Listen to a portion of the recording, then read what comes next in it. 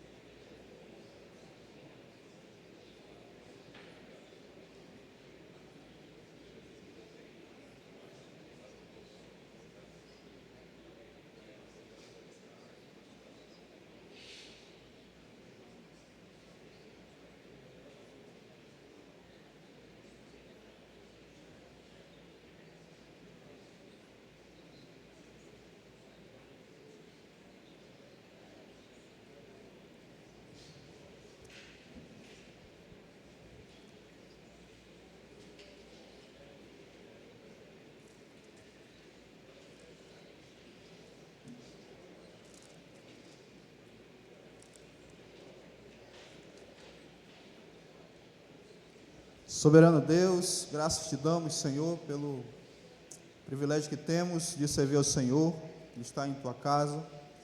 Nós não nos cansamos de ir a ti, pois somos exortados a orar sempre e nunca esmorecer. E agora nós queremos colocar em tuas mãos 4 pedidos. Primeiro é pela unidade, Senhor, desta igreja, cada família a que pertence, a que congrega, que venhamos caminhar juntos na mesma direção, olhando firmemente para o autor e consumador da nossa fé, o Senhor Jesus. Que Senhor,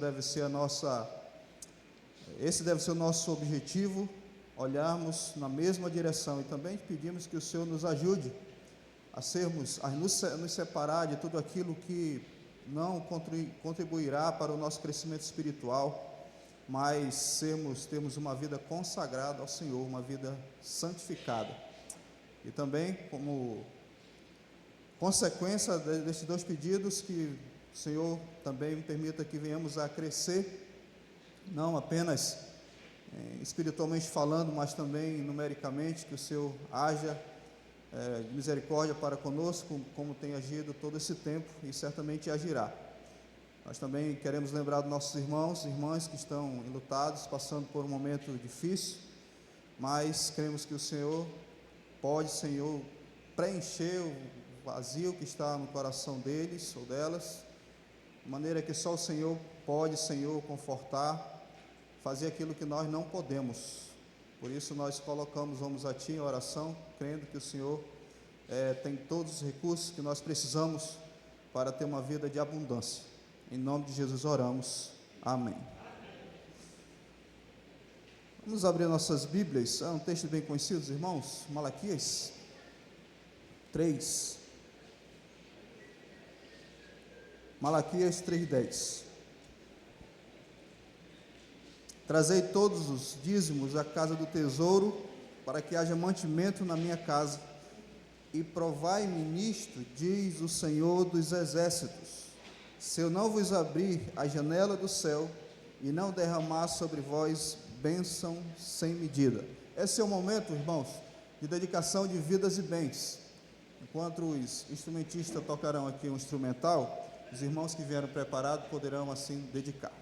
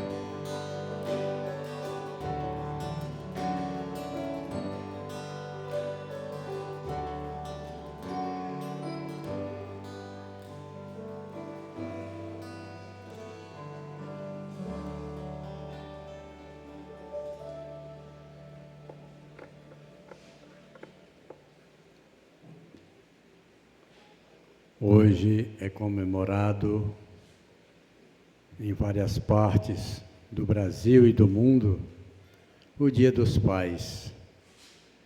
Quantos pais têm a alegria de ver seus filhos na igreja? Eis que o seu filho mais novo chegou ao seu pai e lhe falou: Pai, dá-me o que tem, o que me pertence, pois eu quero sair pelo mundo a andar. Seu pai, com coração pesaroso, reuniu tudo o que lhe pertencia e o chamou e o entregou. E saiu ele pelo mundo com bastantes coisas, bens, mas caiu na vida dissoluta, no pecado, e gastou tudo que tinha dissolutamente e ficou numa situação bem difícil. E procurou um trabalho para que pudesse ter a subsistência. E estava tomando conta de uma pocilga, cuidando de porcos. E quando vinha a alimentação dos animais, ele olhava, numa parte da Bíblia diz que era alfarroba, outro diz que eram umas bolotas. Ele contemplava e sentia dor no seu estômago, com vontade de se alimentar. E estava numa situação bastante difícil e complicada. Mas caindo na realidade, eis que pensou e disse: eis que pequei contra o meu Pai e contra o meu Deus. Levantar-me-ei e irei ter com meu Pai, e lhe direi: Pai, perdoa-me, pois não sou digno de ser tratado como teu filho, mas como um servo teu. E voltou. Eis que, estando já próximo da sua casa, seu pai sempre estava à espera dele, olhando a qualquer hora ele poderia voltar. E voltou. E ele falou: Pai, pequei contra o Senhor e contra o céu. Perdoa-me, pois não sou digno de ser um dos teus filhos, mas trata-me como um dos teus funcionários. Eis que seu pai muito se alegrou e chamou seus servos e disse: mata aquele boi que estava reservado para esse dia de festividade. E foi feita uma grande festa. Assim é o nosso Deus que nos espera, mesmo nós desviando dos caminhos, mas Ele está à espera para que nós cheguemos e nos arrependamos e pedimos perdão e peçamos perdão a Ele. E Ele nos perdoa. Vamos orar e agradecer a Deus. Santo e eterno Deus, nosso Pai bendito que estás nos céus, santificado é o Teu nome. Estamos aqui, Pai, diante da Tua casa, do Teu altar.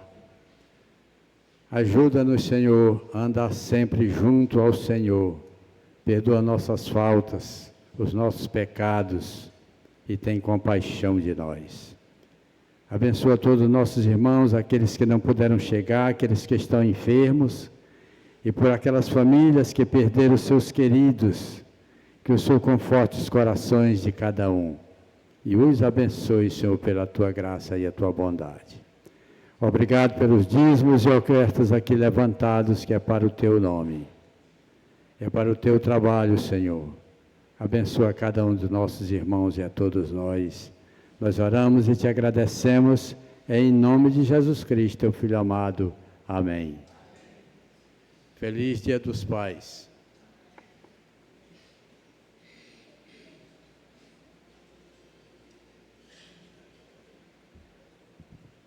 Muito bem, irmãos, vamos ficar de pé para cultuarmos, louvarmos o nosso Senhor, agora cantando o hino congregacional.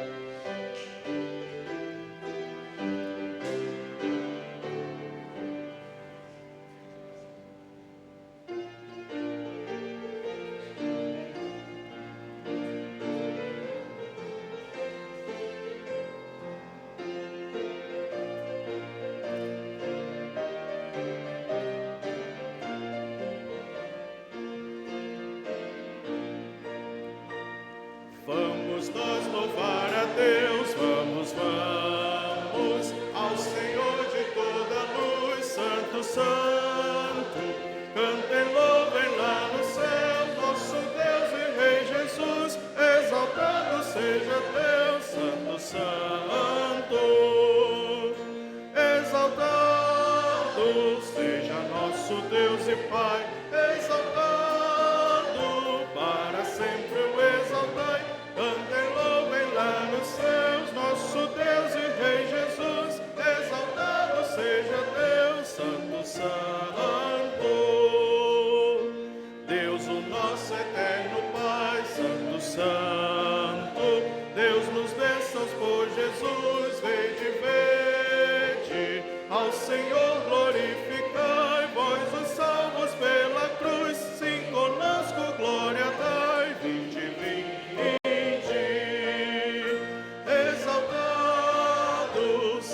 Nosso Deus e Pai, exaltado, para sempre o exaltai. Cantem, louvem lá nos céus, nosso Deus e Rei Jesus, exaltado seja Deus, Santo, Santo. Exaltemos nosso Deus, Santo, Santo.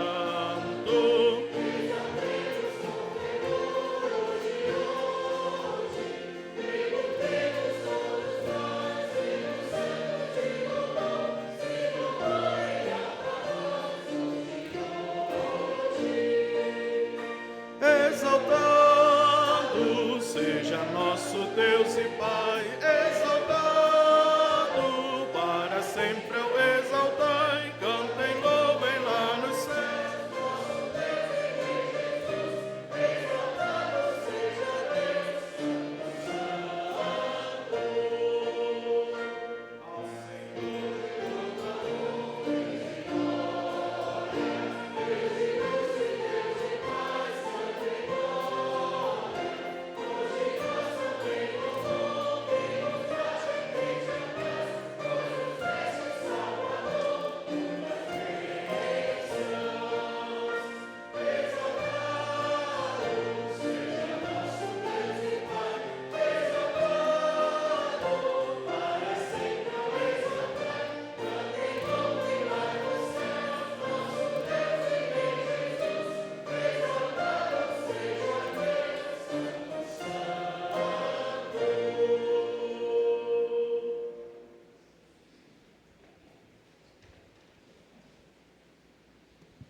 Muito bem, irmãos, podem tomar seus assentos novamente.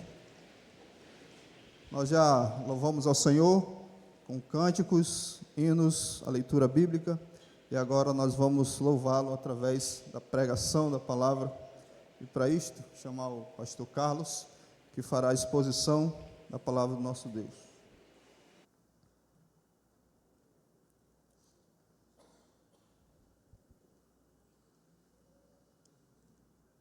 Oremos. Soberano Deus, Pai eterno, graças te damos, Senhor, por tudo que o Senhor permitiu que fizéssemos até agora.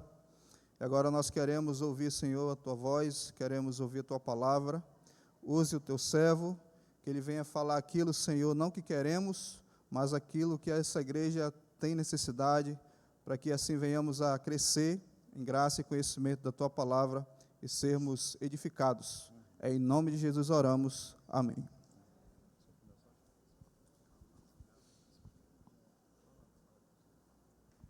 Pois bem, amados, graças e paz a todos. Convido a abrirem suas Bíblias em Filemon. Carta de Paulo a Filemon, por gentileza.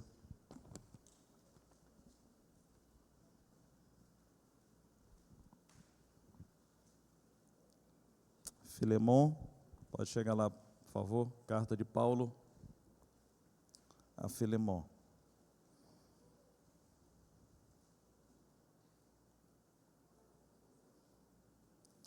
Nós estamos aqui numa série sobre uma igreja pacificadora. Obviamente estamos introduzindo essa série com as exposições de Filemon, que realmente vai preparar o nosso coração, preparar o solo para que possamos, depois de forma sistêmica, estudar um pouco mais outras referências das Escrituras. Todavia, convido você hoje para voltar seu olhar para o versículo 4 até o 7, que diz o seguinte, Filemon 4 a 7, que diz o seguinte: Dou graças a meu Deus, lembrando-me sempre de ti nas minhas orações, estando ciente do teu amor e da fé que tens para com o Senhor Jesus e todos os santos, para que a comunhão da tua fé se torne eficiente no pleno conhecimento de todo o bem que há em nós para com Cristo. Pois, irmão, tive grande alegria e conforto no teu amor, porquanto o coração dos santos tem sido reanimado por teu intermédio. Essa é a palavra do Senhor, essa é a palavra de Deus. Eu queria relembrar a grande ideia, só que essa é a grande ideia de Filemon todo, então quero compartilhar e vamos repetir, talvez retrabalhar com outras nuances durante as demais exposições, que a graça de Cristo transforma vidas e restaura relacionamentos quebrados. A graça de Cristo transforma vidas e restaura relacionamentos quebrados. Nós já vimos o contexto dessa carta, que é o contexto de um escravo que rouba o seu senhor e foge e vai parar na prisão onde Paulo se encontrava, e precisamos sempre manter essa linha, porque ela é o contexto que nos faz todo sentido à medida que formos caminhando. E o sujeito foi parar exatamente nas jesuicidências da vida, foi parar exatamente na cadeia onde Paulo estava, e não só na cadeia onde Paulo estava, foi parar na cela onde Paulo estava. O pastor de Filemon. Então nós vemos aqui um Deus soberano conduzindo todas as coisas para que os relacionamentos arruinados, quebrados, eles possam ser restaurados. E quero de propósito ainda trazer a lume, não sei se os irmãos lembram, eu estou enfatizando isso há uns 3 domingos, uma situação de um pastor, à época que ele teve esse conflito seminarista, e ele compartilhou algo para o colega de quarto dele, e esse colega de quarto, no dia seguinte, ele abriu o coração para ele, e no dia seguinte, ele foi espalhar para todo o seminário, para os outros seminaristas, aquilo que ele tinha confiado aquele colega seminarista. E ele guardou aquilo por muito tempo, não é?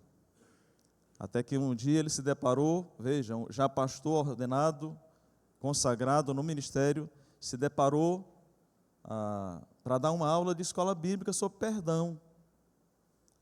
E ele compartilhou isso publicamente, por isso eu repito, sem nenhum problema. E ele se deparou para dar uma aula na escola bíblica. E ele disse que ele não conseguia, o coração dele não permitia. Que quando ele começava a preparar a aula sobre perdão, e era a sequência da série que ele estava dando na revista, ele disse que Deus incomodou tremendamente, ele não conseguiu dar aula. Então ele convidou um outro para dar aula no lugar dele. Ele disse que aquilo ficou incomodando ele profundamente. Até que ele se rende aos pés do Senhor e diz: Senhor, eu quero resolver essa questão. Eu não sei como, não sei onde esse sujeito se encontra, não sei onde ele está, mas eu quero resolver. E eu perdoo. E ele colocou essa oração diante de Deus. E, depois de pouco tempo, ele foi participar de um congresso de pastores, acampamento. E em chegando lá, isso foi muitos anos atrás, ainda era aquele sistema de dormitórios de rede, né? E ele vai atar a sua rede, armar a sua rede, empunhar a sua rede ali, e já tinha uma rede do lado. Os irmãos já sabem a moral da história. Fidedigna. Aquela rede do lado era daquele colega lá de época de seminário, que havia espalhado aquele segredo do coração de um amigo.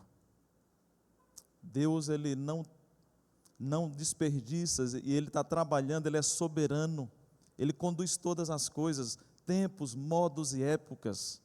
E essa é uma história que ressalta mais ainda a soberania de um Deus. Eu diria que as ironias santas de Deus. Ironias santas. Porque, irmãos, a gente vê esses movimentos aqui na vida de Filemão e Onésimo, e Paulo, como esse instrumento nas mãos do Redentor, só pode ser um Deus que controla todas as coisas. Não tem. Não tem loteria da vida cristã. Não tem sorte da vida cristã. Tem um Deus soberano conduzindo todas as coisas. E ainda afirmei semana passada, e quero fazer ainda link quanto a isto, para que a gente entre propriamente no texto. Mesmo nós sendo crentes em Jesus, redimidos, isso não exime a nós de quebras de relacionamentos. Isso é até o óbvio que eu estou dizendo para você. Até o óbvio, porque na realidade de igreja, de família, a gente sabe que existem quebras de relacionamentos. Mesmo sendo crentes. Mesmo sendo crentes. E eu coloquei e desenhei algo que alguém disse, quero, nesses aspectos introdutórios, colocar isso aqui. Porque somos pecadores, estamos nesses altos e baixos, né? E talvez seja aí nesses ambientes onde nós pecamos uns contra os outros. Que horas nós estamos animados. Você pode ver essas realidades do nosso coração, mesmo salvos. Horas nós estamos desanimados. Horas nós estamos bem, outras horas não estamos bem. Ora nós estamos com um sorriso no rosto, é ou não é? Daqui a pouco nós estamos com o rosto fechado. Mesmo sendo crentes. Ora nós estamos amistosos, ora não estamos amistosos. Ora nós estamos interessados, horas desinteressados. Ora nós estamos empolgados. Já observou? Aquela hora que parece que as coisas estão no pico, né? No auge, no ápice. Mas tem hora que nós estamos desempolgados, sem empolgação alguma. Horas nós estamos amando crentes. Horas, infelizmente, nós estamos odiando. Seja dentro de casa, fora de casa, seja onde for. Percebe esses altos e baixos? Ora nós estamos em paz, ora estamos em guerra. Horas nós estamos lá em cima, outra hora nós estamos lá embaixo. Assim é a vida. E é nessa dinâmica de vida que, obviamente, nós pecamos, porque somos pecadores, ainda não fomos completados. Graças a Deus pela promessa de que aquele que começou boa obra em nós, ele há de completá-la até o dia de Cristo. Estamos em construção, e nesse processo que estamos em construção, certamente vamos ter conflitos como crentes em Jesus. Claro que os princípios aqui são lá para fora também, para ímpio, para pessoas não de Deus, também serve, porque nós vamos estudar à luz das Escrituras. E até aqui nós vimos a introdução de Paulo, riquíssima, e agora nós vamos ver, irmãos, o apelo de Paulo do versículo 4 até o 21, é um apelo que Paulo faz à diplomacia, para criar um clima de alegria e restauração. Então, Paulo faz a Filemon um apelo diplomático. Vou usar palavras mais comuns. Um apelo a crente, a um salvo em Jesus, para que seja criado um clima favorável de alegria e restauração. É isso que nós vamos ver a partir de agora, e eu quero me prender tão somente nos versículos 4 a 7, nesta manhã. E nós vemos aqui nos versículos 4 a 7, amados irmãos, que Paulo, com muita maestria, colocando as palavras no seu devido lugar. Ele é muito perito, ele é muito cirúrgico. Eu quero te chamar a atenção para essas observações que nós faremos aqui nessa porção, nessa perícope. Como Paulo produz um processo de restauração profunda, com muita sensibilidade. E como nós temos a aprender com Paulo? Como temos que aprender com o Espírito Santo de Deus por pena e por boca do apóstolo Paulo. Ao contrário de muitos que colocam, em lugar de colocarem água no fogo, colocam gasolina no fogo, Paulo ele vem com balde de água, nós vamos ver nesse processo, e em lugar de ele provocar mais, ele joga água apaziguadora. Ele joga água no fogo, porque ele sabe que o fogo, inclusive, pode produzir muitos danos. Uma fagulha de fogo, como diz Tiago, ela pode produzir incêndio numa mata, numa selva toda, e ainda, vou parafrasear, uma fagulha de alguém que joga gasolina no fogo, no seio da igreja, pode queimar uma igreja toda. Por isso que nós temos que ser, biblicamente, à luz das Escrituras, uma igreja pacificadora. E Paulo, ele joga água no fogo para apagar. Ele não usa provocações para, inclusive, trazer mais tensões e contendas. Provérbios, irmãos, diz para nós o seguinte, eu não sei se é 14:1, diz que a palavra dura suscita ira, mas a palavra branda, ela faz o quê? Desvia o furor. Vamos checar se é isso mesmo. Provérbios 14:1.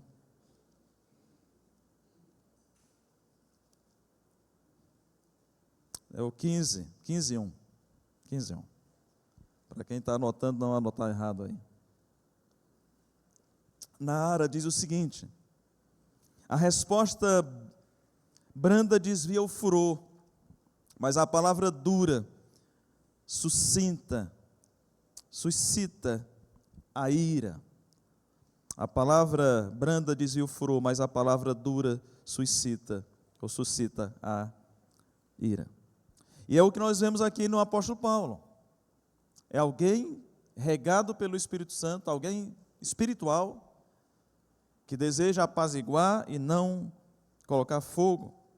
é um promotor da paz. Nós vimos semana passada que bem-aventurados os pacificadores, porque serão chamados filhos de Deus.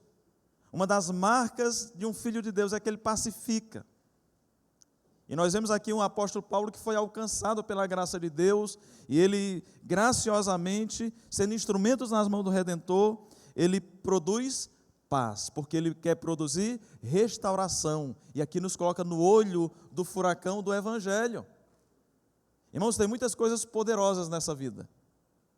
A água é poderosa, já viu as chuvas torrenciais? Vai devastando tudo. O fogo, ele é poderoso, ele vai queimando tudo. O vento é muito poderoso. O Dia dos Pais também tem um poder muito grande. Como mexe com as famílias? Como mexe com a rotina das famílias? Como mexe, inclusive, com a rotina da igreja?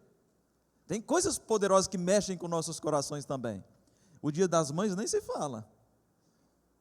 Todo mundo se derrete. Nós estamos com inveja de vocês, mães, por favor. Mas o Dia das Mães é muito mais poderoso. Mexe com todo mundo, mexe com a rotina da igreja, mexe com a rotina da sociedade. Mas, irmãos, existe algo muito mais poderoso do que todos esses poderes, que mexe penetrantemente com a vida das pessoas. E esse algo poderoso chama-se Evangelho. Esse Evangelho, quando ele entra em nós, ele causa uma explosão de dentro para fora e transforma nossas vidas. Faz uma retrospectiva rápida no teu pensamento e olha para a tua vida pregressa. E veja o quanto o Evangelho já foi te transformando de dentro para fora poderosamente. Isso é o poder de Deus. Esse Evangelho ele alcançou Paulo, meus amados irmãos, que era o perseguidor da igreja. Era um homem que matava os crentes, consentia com a morte dos crentes. Ele odiava os salvos. E o Evangelho entra poderosamente na vida de Paulo. Lá em Atos, caminho de Emaús, quando Deus o arrebata das trevas para a luz. E esse homem foi usado poderosamente. E poderíamos citar tantos outros, mas tem aqui tantos outros diante de mim. E esse também que vos fala como Deus tem transformado nossas vidas. Porque esse Evangelho nos alcançou. E quando ele alcança a gente, ele vai transformando poderosamente. E foi isso que ele fez, o Evangelho, na vida de Onésimo. Um ímpio, ladrão, fugitivo, errante pela vida. O Evangelho entra na vida desse homem e o arrebenta, no bom sentido, o quebra. O Evangelho faz isso, ele quebra a gente de dentro para fora. Ele nos faz nova criação em Deus. E é esse Evangelho que está produzindo poderosamente, não só salvação, mas santificação na vida daqueles que estão em Cristo Jesus. Então, Paulo, com o Evangelho em mente, sabendo que não é apenas no sentido de tirar a pessoa do inferno, no sentido de dar vida eterna para a pessoa, mas no sentido de também o Evangelho produzir a imagem de Cristo em nós, ele está conduzindo um processo de restauração desse Senhor e desse servo, Filemon e Onésimo, de tal maneira para que eles possam se encontrar. Em algum momento aí, que nós vamos ver na história, para que haja uma restauração genuína. Então esse texto, esses versículos 4 a 7, nós vemos aqui um pastor habilidosamente, de forma habilidosa, e nós pastores temos que aprender muito com Paulo, à luz das Escrituras. Esse texto aponta a habilidade de Paulo, como lidar com restauração de relacionamentos quebrados. Irmãos, todos nós, muitas vezes, em lugar da gente resolver o problema, a gente vai do nosso jeito, da nossa maneira, e em lugar de trazermos resolução de conflitos, a gente causa mais e mais conflito, porque não fez do jeito que Deus orienta. Não fez do jeito que Deus orienta. Pergunto, nós somos criadores de conflitos? ou trazemos resolução à luz do Evangelho para o conflito? E quando eu estou dizendo isso, não é que não lidamos com questões tensas na vida do dia a dia. Lidamos, mas diante desses dilemas, dessas tensões, como é que nós lidamos biblicamente para que, em lugar de criar um problemão, a gente possa ser uma solução e uma bênção nas mãos do Senhor? Muitas vezes, amados, nesse contexto, nós somos especialistas, abro aspas, em atrapalhar Deus. A impressão que eu tenho, muitas vezes, olhando para várias situações, é que há humanamente, de nós crentes, nós humanos, nós vamos causando estragos, porque é isso que nós muitas vezes sabemos fazer, causar estragos, e aí depois Deus graciosamente vem lá, restabelecendo, restaurando. Você é um causador de problema? Você tem atrapalhado a Deus? Amados, creio que todos nós precisamos desenvolver a habilidade, a arte de sermos um instrumento nas mãos do Redentor, na restauração de vida. Nessa carta nós vamos extrair vários princípios na tarefa de restaurar relacionamento. Todavia, agora de manhã eu quero destacar três habilidades de Paulo, que vamos começar a inculcar, colocar isso na nossa mente, no trato com pessoas, no desejo de trazer resolução de conflito. 3 habilidades para lidarmos na restauração de relacionamentos quebrados. Irmãos, isso aqui serve para a vida. Você pode aplicar isso lá dentro de casa, pode aplicar isso para o seu próprio coração, pode aplicar isso lá para o trabalho, você pode aplicar isso também e principalmente no ambiente da Igreja de Cristo.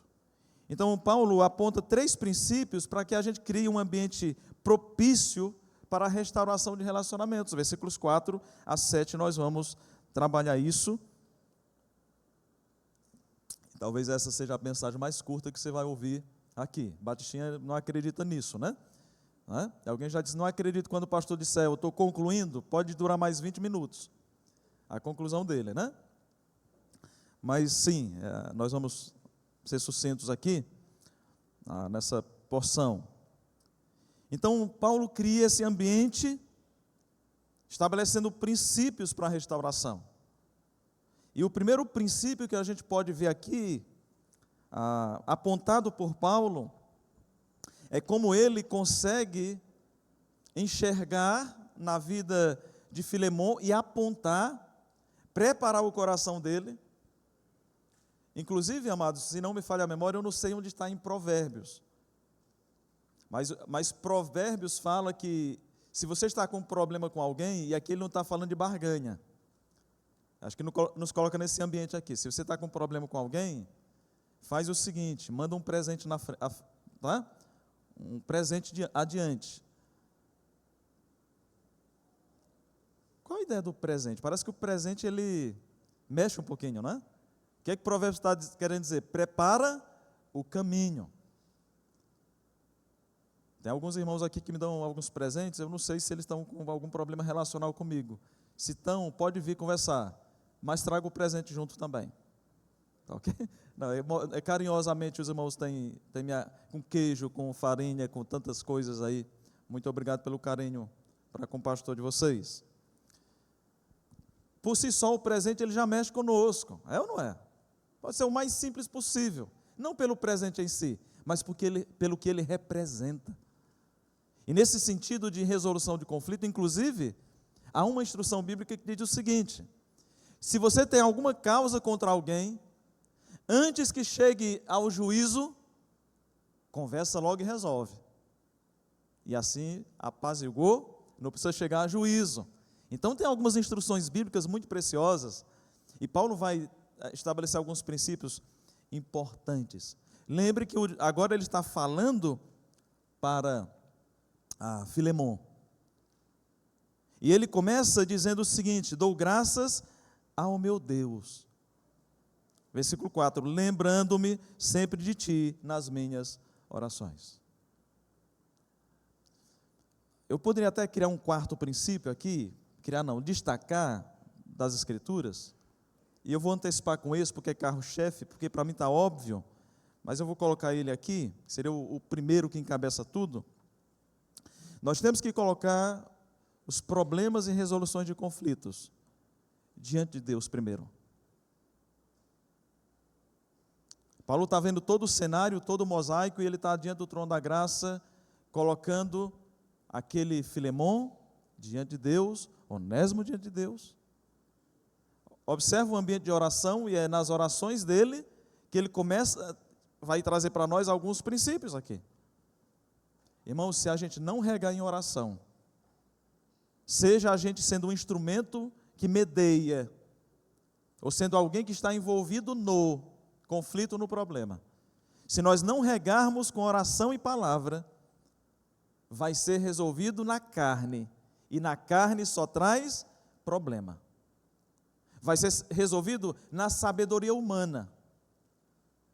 E Tiago 3,15, viu, Carol?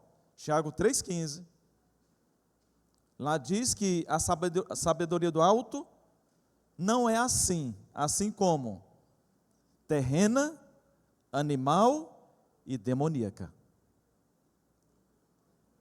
Se as resoluções de conflitos não forem lidadas à luz de uma vida de oração e à luz da palavra de Deus, vai ser resolvido à luz da carne, animal é irracional, à luz da insensatez, e vai ser uma sabedoria demoníaca, ou seja, Satanás vai se aproveitar da situação, e ele gosta onde tem a festa da carne.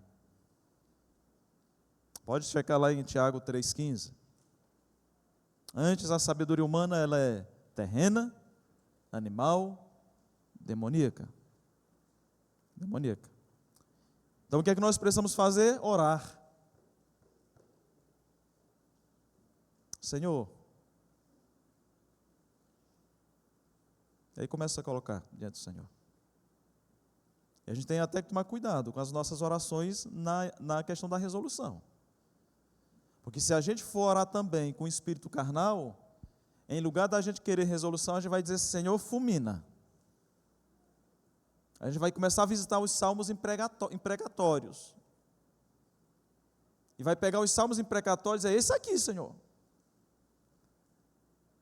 Também não deve ser uma oração com base na nossa carne, pedindo para que Deus suje as mãos por nós. Não. A oração é para que o Evangelho poderoso entre naquela situação e produza frutos para a glória de Deus. Primeiro princípio, orientação bíblica. Ore, regue essa instrumentalidade pela oração, pela palavra de Deus. Tem muitos princípios sobre resolução de conflitos. De forma bem específica agora, eu quero destacar mais 3.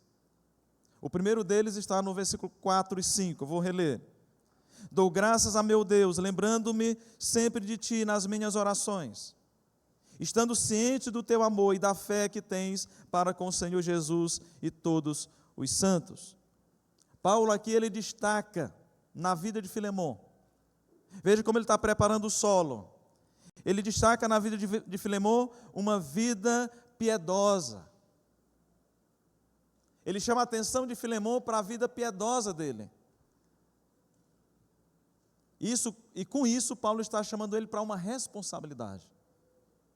Porque, irmãos, quando você diz, você é um homem, uma mulher piedosa, piedoso, você está chamando essa pessoa para refletir. Se você é uma pessoa piedosa, então você tem que agir com piedade. Não no sentido católico da palavra,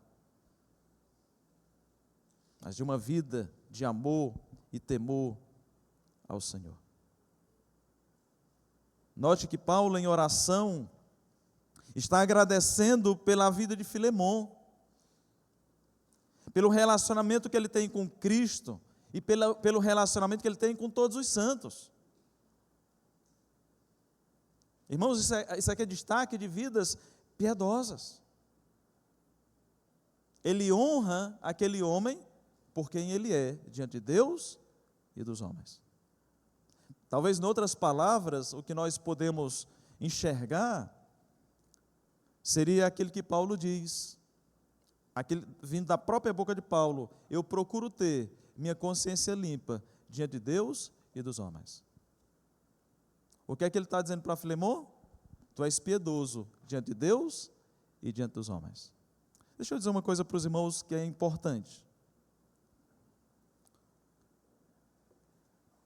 Quando Deus, e obviamente Paulo conhecia, e aqui entendemos Paulo sendo conduzido pelo Espírito Santo para escrever essa palavra inspirada, ele não está falando coisas hipotéticas, ele conhecia a autenticidade da vida de Filemon. Então, quando a gente fala de piedade, a gente precisa lembrar de alguma coisa importante. E, de fato, isso era genuíno, autêntico na vida de Filemon.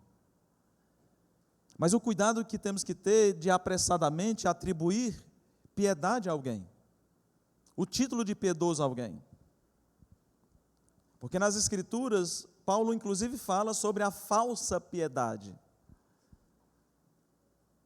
E se Filemon fosse um falso piedoso, Paulo jamais diria isso para ele. Existe a falsa piedade, que é uma capa de espiritualidade. São mecanismos, elementos religiosos que servem como cortina de fumaça. Inclusive, nós temos que tomar muito cuidado antes de dizer: você é um homem de Deus. Temos que tomar muito cuidado, porque existe a falsa piedade.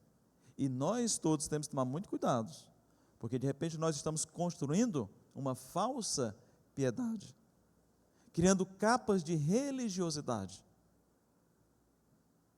Então é possível, isso diante dos homens, criar uma capa de piedade. Mas, pastor, é possível, uma mente cauterizada, religiosidade, criar uma capa piedosa. E isso é perigoso, porque aí entra no cinismo, entra na hipocrisia, entra no contraditório da fé, porque o Evangelho, ele não cria capa, ele transforma de dentro para fora. É muito fácil ter Bíblia de crente, roupa de crente, jeito de crente, linguajar de crente e até não ser crente. Ter kit crente, mas não ser crente. Não é à toa que o próprio Cristo diz: nem todo que diz Senhor, Senhor entrará no reino dos céus. Nem todo. Mas Senhor, eu fiz isso, falsa piedade. Mas Senhor, eu expulsei demônios. Falsa piedade. Só conseguiu porque foi em nome de Jesus, não é porque... Falsa piedade. É possível estar anos e anos na vida de igreja e falsa piedade. E causa um estrago tremendo. Todavia, na vida daquele que realmente é piedoso, que o Evangelho produz mudança a partir de dentro, pelo poder do Evangelho, pelo poder do Espírito Santo de Deus, meus amados irmãos, essa pessoa é uma bênção. Não é perfeita, porque ainda a obra vai ser completada, mas é uma bênção. As obras do Evangelho seguem essa pessoa. Não é uma pessoa que fica de altos e baixos, é uma pessoa que ela é sempre abundante na obra do Senhor. E é isso que nós vemos na vida de Filemon. Uma piedade autêntica, nós vemos aqui frutos permanentes, ele impactando vidas. Nós logo mais vamos destacar isso, mas note os detalhes do 4 e 5 ainda. Dou graças ao meu Deus, eu louvo ao Senhor por sua vida, ó Filemon. Percebe? Preparando o caminho. Lembrando-me, eu te trago à memória sempre, diante das minhas orações, estando ciente. Eu conheço do teu amor e da fé que tens para com o Senhor Jesus e todos os santos. Todos os santos. Irmãos, uma das melhores coisas é nós termos, pensando na questão de Paulo aqui, realmente um reconhecimento de quem nós somos em Cristo Jesus. O que nós fazemos em Cristo Jesus. E essa autenticação da nossa piedade. Isso me faz lembrar de Jó. Isso para mim desenha o que Paulo está falando de Filemon. E aí não tem o que discutir com o exemplo de Jó. Deus chega para Jó, naquele diálogo, né? É um relato ali no início do primeiro capítulo de Jó, e Deus diz: ele é homem íntegro, temente a Deus, que se desvia. Quem foi que falou a respeito de Jó? Deus. Ele conhecia Jó como íntegro, temente a Deus, que se desviava do mal. Isso é verdadeira piedade. É quando o próprio Deus autentica isso em nossas vidas. E a nossa piedade, ela é refletida muito mais, não só em público, mas muito mais no nosso dia a dia.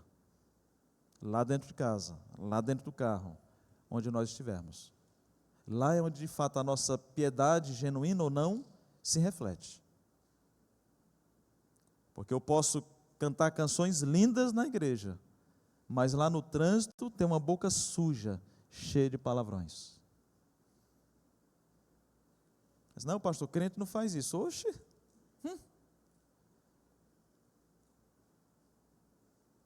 Desculpa, irmãos, mas tem crente que até cotoco ele dá. Gestos obscenos.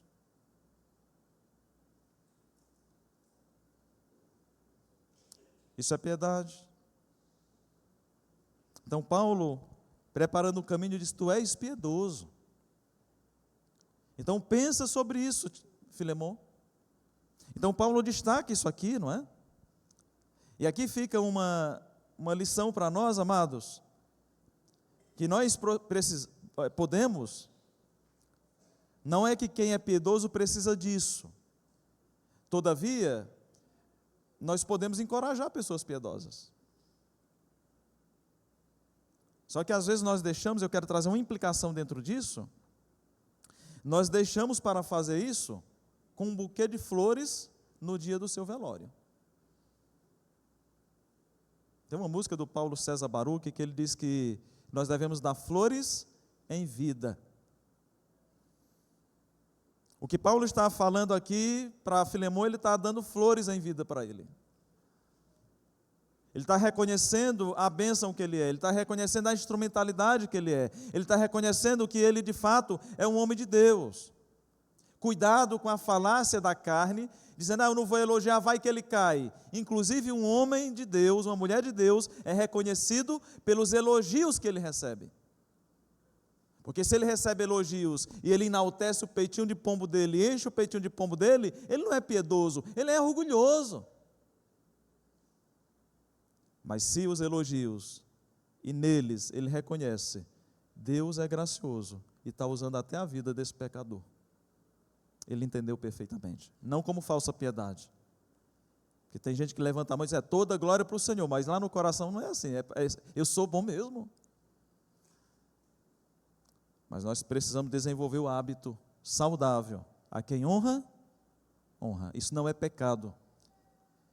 Isso, inclusive, às vezes encoraja. Irmãos, é muito bom vê-lo firme na fé. É muito bom vê-lo servindo ao Senhor. É muito bom vê-lo, você dando um bom testemunho. Nós precisamos falar isso para as pessoas. Quando genuinamente é. Todavia, eu já fui em muitos, aqui fora, em muitos velórios. Eu já vi pessoas dizendo o seguinte, para pessoas que não eram dignas. Dizendo para aquelas pessoas que estavam ali: o mundo não era digno desta pessoa. Eu disse: misericórdia. Misericórdia.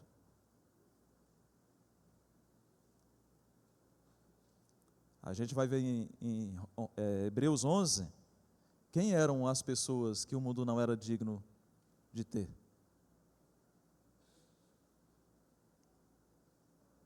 Não eram pessoas perfeitas.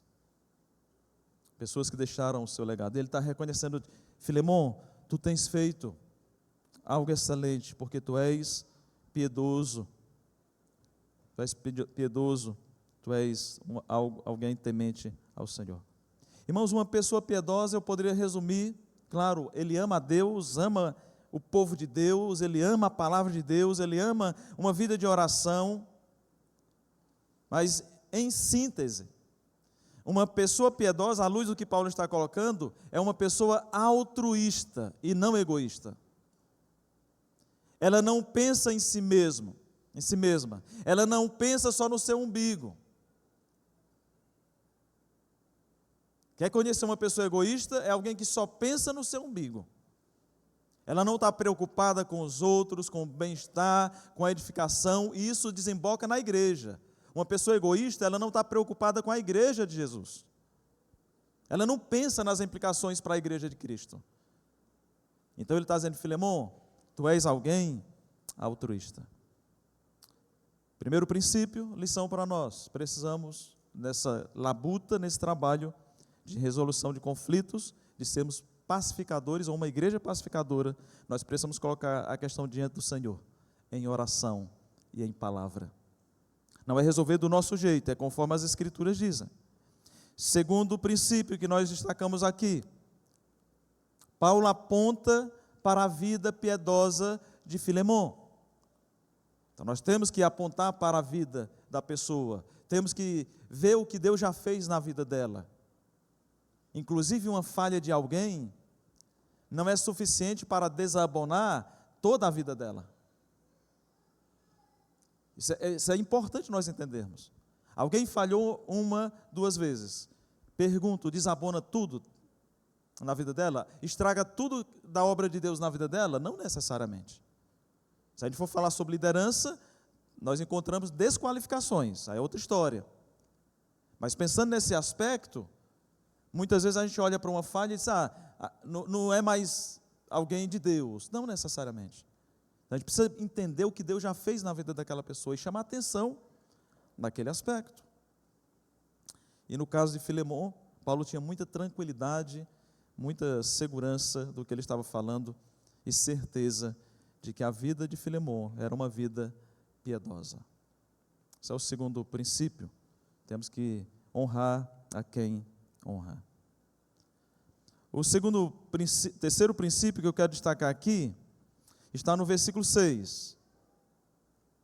Lembra que Paulo está em ambiente de oração e lembrança por Filemon, e ele escreve isso a ele, dando ações de graças a Deus pela vida dele, ele acrescenta mais um item, para que a comunhão da sua fé, ele orando a Deus, se torne eficiente no pleno conhecimento de todo o bem que há em nós para com Cristo. Então, Paulo deseja aquilo que já está acontecendo na vida de Filemon. E aí é onde entra o terceiro princípio, que Paulo aponta para a fé prática, operosa de Filemon. Ele começa a mostrar que não só ele conceitua a sua piedade, a sua vida diante de Deus, a sua vida diante dos homens, mas ele também mostra as obras que seguem e ora por isso. Ele aponta a fé prática de Filemon. Irmãos, como é que nós conhecemos os frutos de alguém? Ou a árvore, a vida de alguém? Pelos frutos. Pelos frutos vos conhecereis. Sim, é verdade. É verdade que esse contexto está se tratando dos falsos mestres. Mas eu posso pegar um exemplo negativo e usar para o positivo também. Um falso mestre, ele vai dar fruto de doutrina errada. Ele vai dar fruto de ser sorrateiro e desviar o povo de Deus. Ele vai dar fruto de desviar a igreja de Deus. Mas também bons frutos, boas sementes, boas árvores, produzem bons frutos, é natural, é a lei da semeadura. Um texto claro para isso é Tiago: aquele que o homem plantar, isso vai ceifar. Eu não vi até hoje, irmãos, e olha que eu plantei muitas coisas com meu pai. Sempre que a gente plantou pé de melancia, semente de melancia, logo eu estava comendo melancia com meus pais. A gente plantava, por mais que as sementes eram muito similares, plantava semente de melão, logo mais a gente estava comendo melão. Eu nunca vi na natureza agrícola, no tempo que eu passei com meu pai, literalmente trabalhando com ele, a gente plantar semente de milho e daqui a pouco brotar uma melancia. Nunca vi. Nunca veio. Então, de fato, a gente vai dar fruto pela natureza da semente. E se Filemão era piedoso, temente a Deus, quais eram os frutos? Frutos de piedade. Frutos resultantes do temor a Ele para com o Senhor. Então Paulo aponta a fé prática. Tiago, ele condena a fé morta. Ele condena a fé morta e ressalta a fé viva. Inclusive ele diz que fé morta até demônios tem. Irmãos, o que é fé morta? Pode até ser declarado boas doutrinas. Os demônios creem que Deus existe. Tiago argumenta assim. E estremecem diante disso. Mas eles não creem para arrependimento. Não produz fruto de piedade nos demônios. Não produz salvação nos demônios, mas eles sabem que Jesus é o Santo de Deus, eles sabem que Deus é soberano, eles sabem que tem um tempo reservado para eles, eles sabem tudo isso e creem mais do que nós, porque eles viram diretamente Deus, foram expulsos do céu, mas eles estavam lá com Deus, eles sabem que Deus existe, mas o fato dessa certeza certa não produz mudança de vida. Não produz. Tiago chama isso de fé morta. E às vezes nós andamos, cantamos, frequentamos igreja. E os frutos? Inclusive, Efésios 2,10 diz que... Fugiu a memória, falhou. Pois somos feituras de Deus, criados em Cristo Jesus, para as boas obras, as quais Deus de antemão preparou para que andássemos nelas. Ou seja, Deus preparou de antemão obras para que andemos nelas. Logo depois da salvação pela graça por meio da fé. Salvo pela graça, mas para dar frutos, produzir as obras estabelecidas por Deus. Então, irmãos, esse tipo de princípio que Paulo estabelece nessa construção para uma resolução de conflito, nós podemos conectar muito com nossas vidas práticas. E aqui fica uma implicação, um desafio. Nós temos produzido frutos. O apóstolo João, capítulo 15, ele diz que inclusive Deus nos escolheu para que vades ou vamos e demos fruto, e não só fruto, fruto que permaneça. E só pode permanecer um fruto se a semente é duradoura e eterna. E os únicos frutos dos crentes que se permanecem ou permanecem de pé são frutos do Evangelho.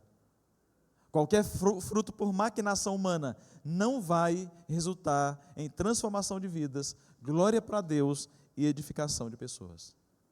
Todavia, contrário a isso, a fé de Filemão era uma fé viva.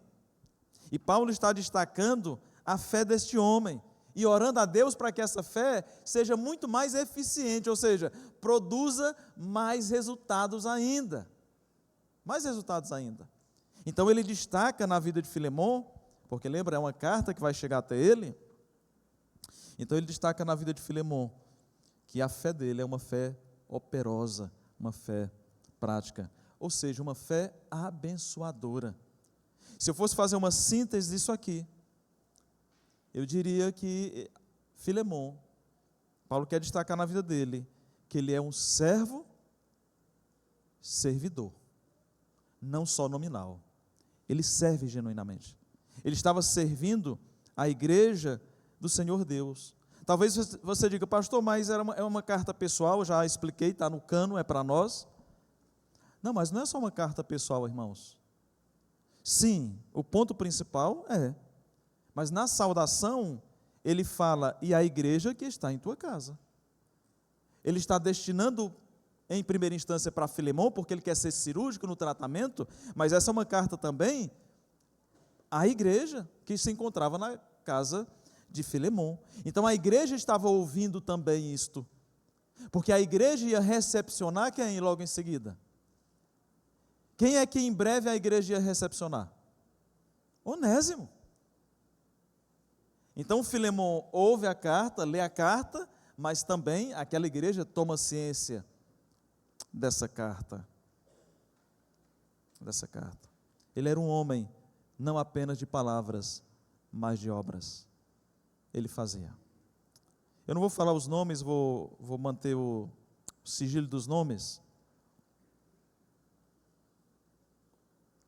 porque senão vocês vão ao Google pesquisar. Certo?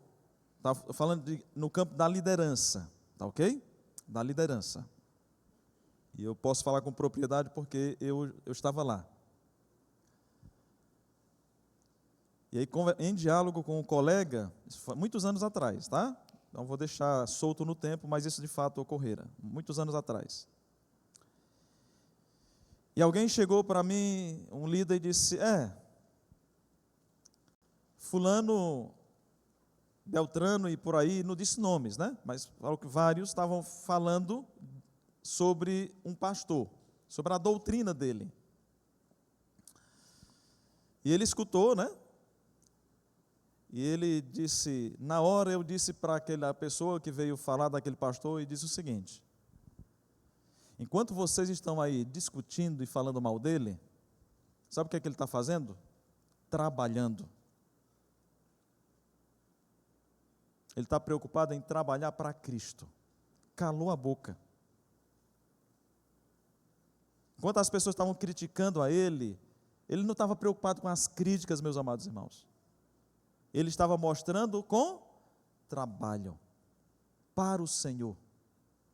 E essa é a melhor coisa. Porque críticas vão ter? Vão. Enes. A nós como crentes. Mas qual é a nossa resposta? Vida piedosa, vida prática. As pessoas podem olhar para nós e dizer, não é perfeito, mas ele ama o Senhor e ele ama o povo de Deus. A igreja tem que nos ver assim, uns aos outros, porque não tem ninguém perfeito aqui. Mas aqui deve ter gente piedosa e gente que ama a Deus. Gente que não está se metendo em fofoca, em conversas, diz que me disse. Quando alguém chegar para você e tentar falar mal de alguém, meu irmão, vamos trabalhar? Vamos ser iguais a Filemon? Vamos trabalhar juntos? Isso muda o ambiente. Muda o ambiente. Inclusive, se alguém deseja ajudar alguém, ele não fica nos bastidores falando mal dessa pessoa. Ele vai lá com essa pessoa e conversa com ela honestamente, diante de Deus, com temor e tremor, com cuidado para não cair no mesmo ou fazer algo pior. Então, quem ama o Senhor, é piedoso, demonstra com atitudes. Pode ter uma avalanche de falatórios, pode ter um monte, o que for, o que seja. Ele está centrado em servir a Deus. Não precisa, vamos caminhar ainda nisso, mas esse irmão, inclusive, abria a casa dele para a igreja se reunir. Quem abre aí a casa para os grupos familiares sabe que tem um preço a ser pago. Tem todo um preparo, tem que amar mesmo. Tem que entender que aquilo é para abençoar pessoas, porque se não for, não faz. Esse homem abriu a casa dele para a igreja, está reunida ali. E nós vamos ver logo mais aqui no último princípio. Irmãos, ele demonstrava uma fé prática. As atitudes dele eram tão fortes, que isso por si só já falava. Pessoas gritam dizendo que são piedosas. Mostre com suas obras. Inclusive, com mansidão de proceder. Pacificador. Lá em Tiago fala sobre isso. Com mansidão no procedimento. Mostre as suas obras. Terceiro e último princípio para nós, dessa porção, versículo 7. Pois, irmão, tive grande alegria e conforto no teu amor, porquanto o coração dos santos tem sido reanimados por teu intermédio. Irmãos, Paulo aponta para Filemon como um homem encorajador. Era alguém que estava conduzindo as pessoas a Cristo. Não confundamos encorajamento com bajulação. Precisamos sim honrar quem honra, não podemos nos furtar disso, à luz da Bíblia, mas não confundamos encorajamento com bajulação. Bajulação é o mesmo que falsidade, é dizer aquilo que não é verdadeiro. Mas encorajamento é o que esse homem fazia no seio da igreja. E ele está dizendo, tu és um homem que encoraja, e eu me alegro em ver o teu amor. Amor em ação era o que tinha no coração de Filemon. Ele amava, e como é que demonstrava amor? Ele encorajava os santos, animava, reanimava, meus amados irmãos, o coração daqueles irmãos que estavam com ele, ou seja, da sua igreja. Você quer conhecer os crentes piedosos na igreja? Os crentes que praticam a palavra? Veja qual é a atitude deles no dia a dia. Se eles estão cooperando para encorajar uns aos outros, animando os santos ou causando confusão no meio dos santos. O carnal causa confusão e o piedoso, edificação. Filemon, olha o que Paulo está preparando para fazer um pedido para esse homem. Ele está dizendo, tu és piedoso, tu és alguém que pratica a palavra, e tu és alguém que está sendo um instrumento nas mãos do Redentor. Tu tens sido bênção para a igreja. Irmãos, quem ama a igreja, faz o que com a igreja? Encoraja, edifica. Não é muito difícil saber quem de fato ama o Senhor e ama a sua igreja. Não apenas de palavra, inclusive acho que tem um cântico, não é, que nós cantamos, não apenas de palavra, Senhor, reina hoje. O que é que esse cântico quer dizer, não apenas de palavras? Não é só de canção, é também de encorajamento aos nossos irmãos.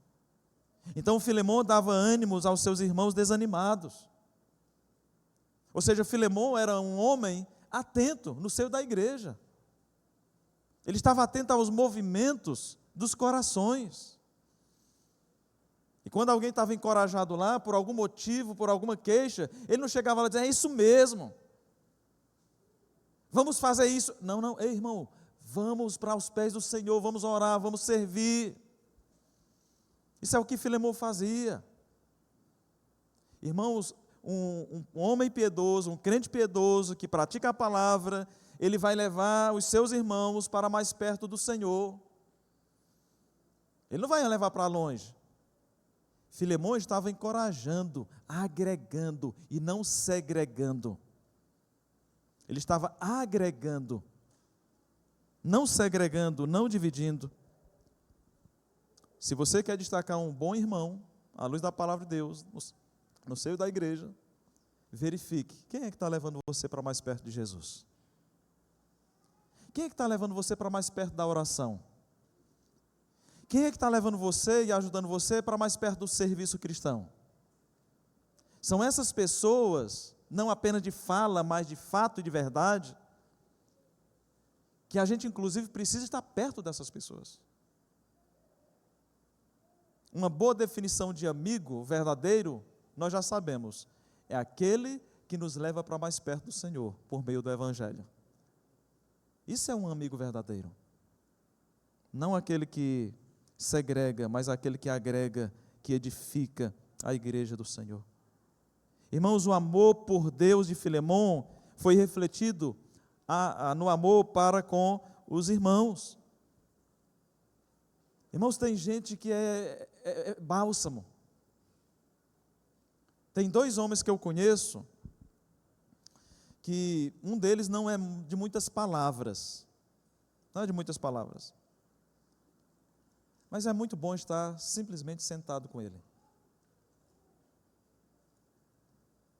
Estivemos em São Paulo o ano passado, e eu fiz questão de ir lá, mesmo com toda a debilidade dele, de reconhecimento de pessoas.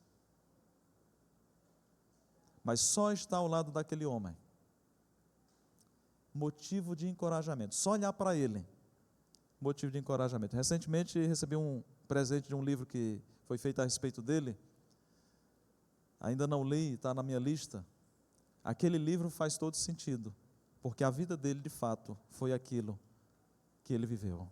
Ou tem sido, né? Porque Deus ainda não o levou para a glória. Mas ele é motivo de encorajamento. São pessoas não simplesmente que são agradáveis.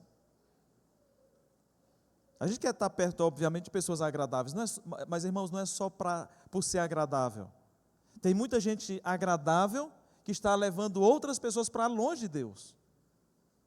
Tem pessoas lá no mundo que são agradabilíssimas, mas não vão te levar para mais perto de Deus. As pessoas que têm que estar perto de nós, têm que ser pessoas que amam o Senhor, temem o Senhor, e nós temos que ser essas pessoas também, porque vão nos levar para mais perto de Deus, e assim, mutuamente. Mutuamente. Inclusive, as Escrituras dizem o quê? As más conversações fazem o quê, irmãos?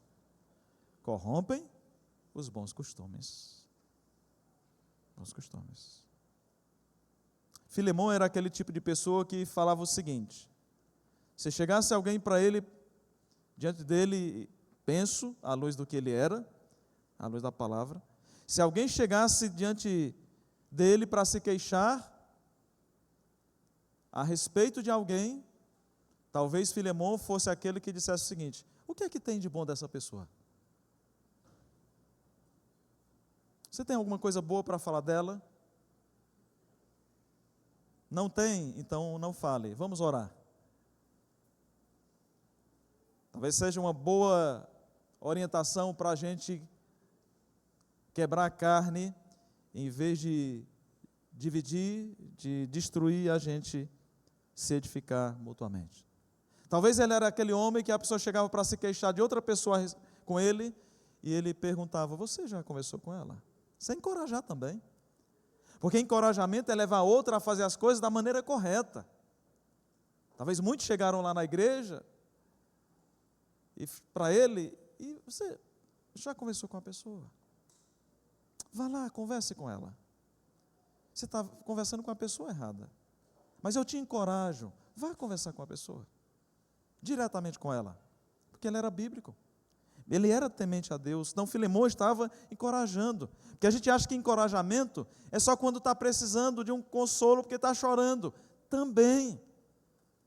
Mas às vezes o encorajamento é uma correção de um pensamento, de uma queixa. Irmãos, sempre existiu queixas. E ele era um líder naquela igreja, e ele era alguém que encorajava, edificava os irmãos. Olha o que ele estava fazendo. Pois, irmão, era crente. Paulo é cirúrgico. Pois, irmão, versículo 7, tive grande alegria e conforto no teu amor, porquanto o coração dos santos tem sido reanimado por teu intermédio. Irmãos, nada de apologia. A minha pessoa é um ministério pastoral pessoal, mas pensando na liderança, de forma geral, você tem sido motivo de alegria e conforto para o seu pastor?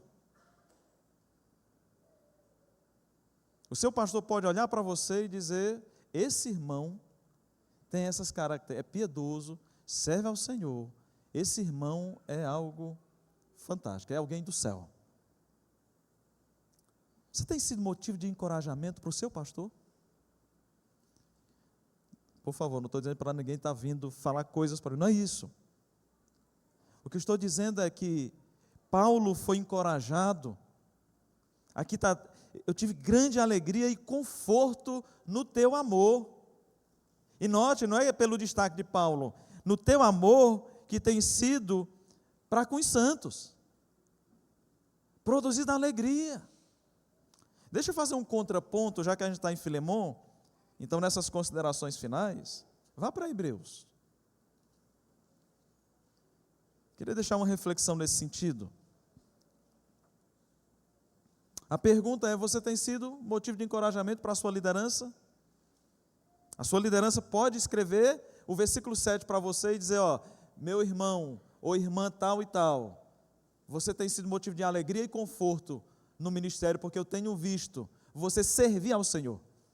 O seu pastor pode escrever isso a seu respeito? Vamos para o 13. 13, 17.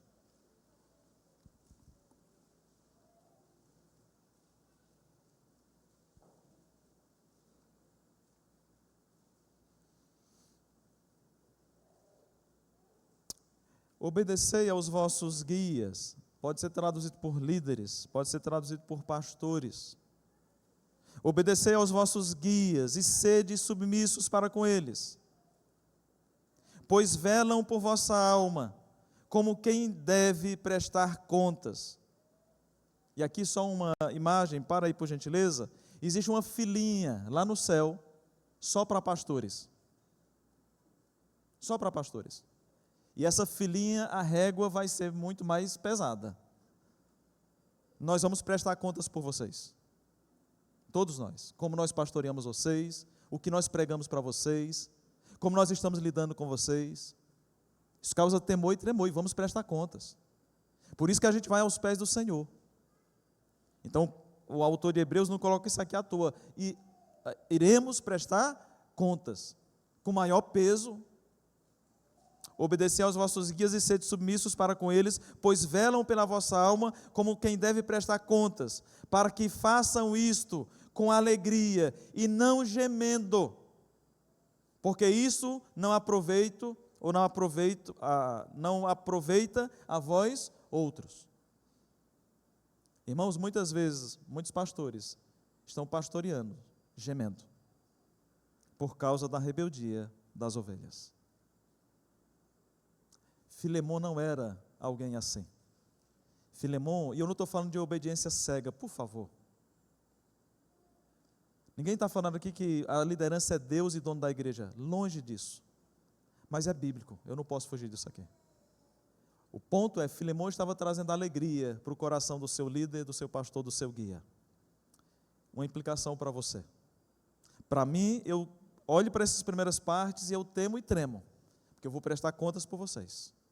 Eu tenho que instruir corretamente vocês, mas eu pergunto a vocês, é uma via de mão dupla. Vocês têm sido motivo de grande alegria para o ministério da liderança dessa igreja? Ou tem sido motivo de gemido? Mencionar o seu nome é motivo de o pastor gemer, ter tristeza e abatimento no seu coração. Isso continua real para todas as eras, é a palavra de Deus para nós. A gente olha para Paulo e ele teve motivo de gozo, grande conforto, olhando para aquela ovelha que não era de Paulo, era de Jesus, mas que reproduzia no coração dele uma alegria indizível. Baixe sua cabeça, feche seus olhos, vamos orar. Senhor, aqui estamos nós, temerosos diante de Ti, porque o nosso coração é enganoso e corrupto, mas obrigado pelo poder do Evangelho que penetrou em nossos corações, aqueles que confessaram genuinamente Jesus como único e suficiente Salvador, Senhor. E por isso, à luz dessa pequena porção que lidamos com ela hoje, vemos como Paulo conduziu as coisas. Mas isso não foi apenas para o primeiro século, também isso são mecanismos, princípios, instrumentos bíblicos de como nós devemos lidar nesse contexto de resolução de conflitos, de sermos uma igreja pacificadora. E que nos ajuda a sermos sábios, a prepararmos o ambiente, o solo, não tratar a coisa de qualquer jeito, Senhor. Então tem misericórdia de nós, todos nós líderes e liderados, pastores e ovelhas, nós crentes em Jesus Cristo, servos do Senhor. Então nos ajuda a sermos essa igreja piedosa, à semelhança de Filemão, uma igreja que dá frutos e frutos que permanecem, uma igreja que se encoraja mutuamente à luz do Evangelho, que leva uns aos outros para mais perto do Senhor, para amar ao Senhor, e que são crentes que, ao um olhar para a vida do outro, certamente vai ser motivo de grande encorajamento, não de pessoas perfeitas, mas pessoas arraigadas no Evangelho, na graça do Senhor. Então, Deus, sê conosco, somos carentes da Tua graça para todas as áreas da nossa vida. E eu peço ainda, ó Pai, que o Teu amor, a graça do Teu Filho Jesus Cristo, a comunhão e as consolações do Teu Santo Espírito, paire sobre todos nós, agora e para todo sempre, em Cristo Jesus. Amém e amém.